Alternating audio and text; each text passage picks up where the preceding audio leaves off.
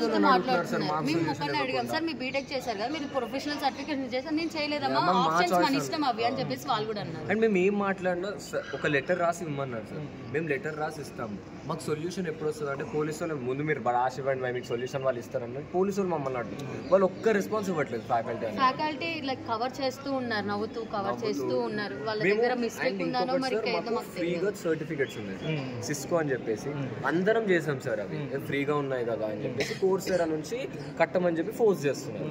అయితే ma'am సిస్కోలో free certificates ఉన్నాయి కదా మ్యామ్, మమ్మల్ని ఎందుకు ఫోర్స్ చేస్తున్నారు మ్యామ్ కోర్సెరా నుంచి కట్టమని అంటే, చూసారా సార్ వీళ్ళు ఒక సిఎఫ్ఆర్ అన్నారు, ఇప్పుడేమో కోర్సెరా అని అటు డైవర్ట్ చేస్తున్నారు మళ్ళీ.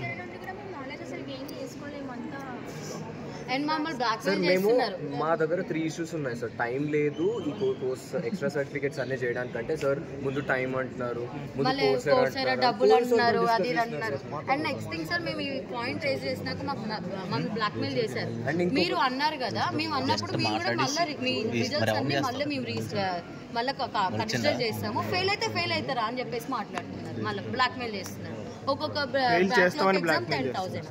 విద్యార్థి సంఘాలు వచ్చి మాట్లాడితే ఏమంటున్నారు, ఇప్పుడున్నట్టు యాజమాన్యం ఏమంటున్నారు, ఏమన్నా పట్టించుకుంటున్నా లేకపోతే విద్యా సంఘాలు వచ్చిన తర్వాత మాకు సాటర్డే మాకు ఆన్సర్ ఇస్తా అన్నారు సార్. అప్పుడు కానీ ఇవ్వకపోతే దీనికన్నా ఎక్కువగానే. సో ఒకసారి మనం యాజమాన్యాన్ని